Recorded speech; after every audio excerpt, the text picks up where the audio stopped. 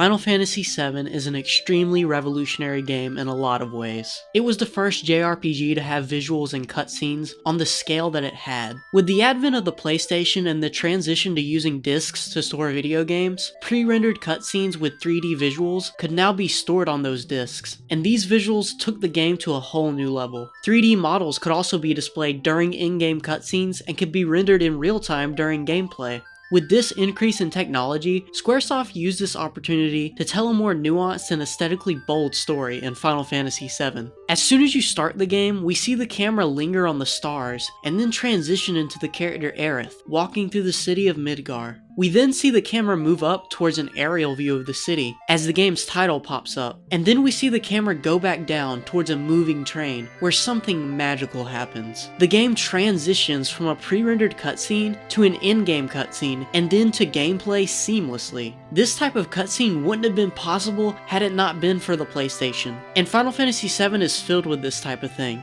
The game is constantly mixing 3D models with pre-rendered elements in order to create cohesive scenes and transitions. This was one of the first games where it felt like you were playing through a movie. And for a JRPG, I think that's mostly a good thing. Now, this isn't to say that earlier Final Fantasy games completely lacked compelling storytelling and cinematic feel, but because of Final Fantasy VII's 3D models and cutscenes, the game was able to take those concepts to a whole nother level. Things like seeing Cloud pull out his Buster Sword on the game field in the City of the Ancients, or seeing the blood trail and dead bodies that Sephiroth leaves behind in the Shinra prison area, or seeing Sephiroth's character model phase in and out of walls in weird ways, wouldn't have had the same effect had the game been released on the Super Nintendo, like it was originally planned to. The idea with this game was to try and push graphics and animation as far as they could to make the game feel more realistic, but since they had such limited technology at their disposal at the time, they had to create a visual aesthetic that complemented the technology that they had. And I think for a first attempt at developing for new hardware, they did a solid job. Some people now may roll their eyes at the blocky looking field character models and the weird models in the pre-rendered cutscenes, but I think these things are what give the game personality and character. They look great to me.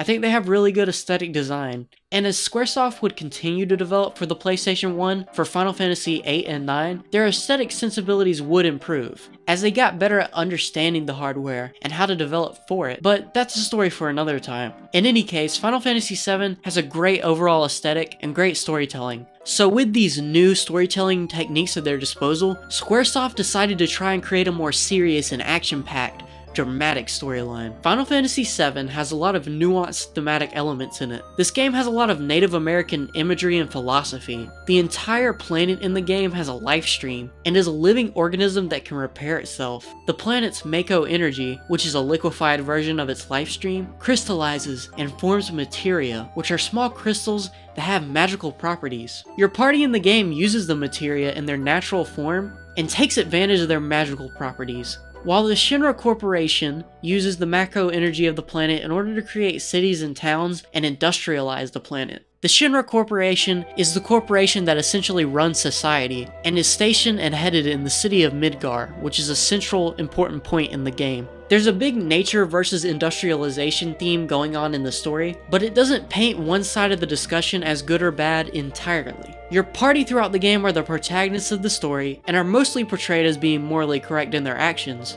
But they're also an ecological terrorist group at the beginning of the game.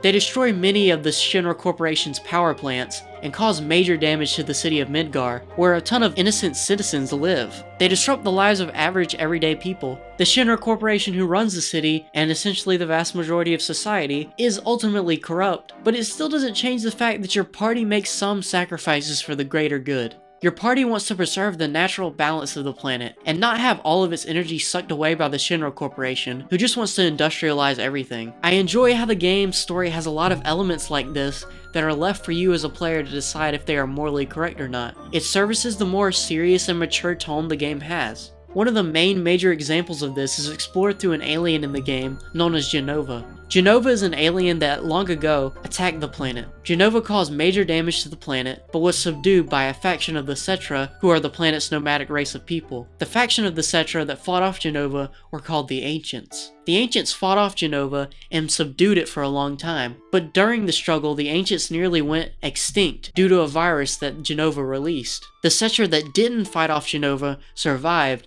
and became known as the humans. Fast forward a couple thousand years, and the Shinra Corporation has formed. A man named Hojo, who is a scientist in the Shinra Corporation's science department, is a part of the team who discovers the locked away body of Genova. He injects some of Genova's cells into the womb of his pregnant lover named Lucretia, and the baby that Lucretia has ends up becoming the game's main antagonist, Sephiroth. Sephiroth grows to become filled with rage after realizing that he was the result of an experiment essentially, so he decides to destroy the planet in order to absorb its energy. The thing about this that's morally ambiguous, however, is that there are hints in the game that point to Genova being the force that controls Sephiroth, rather than Sephiroth being in control of his own body and actions throughout the plot. You see, Cloud Strife, who is the game's main protagonist, was also injected with Genova cells by Hojo, and in the game we see that there are points where Cloud clearly loses control of his actions, and even has memories of his past distorted and messed with. One of Cloud's huge arcs in the game is overcoming the grief he has about the lack of control that he has over himself, and the ambiguity of where he came from.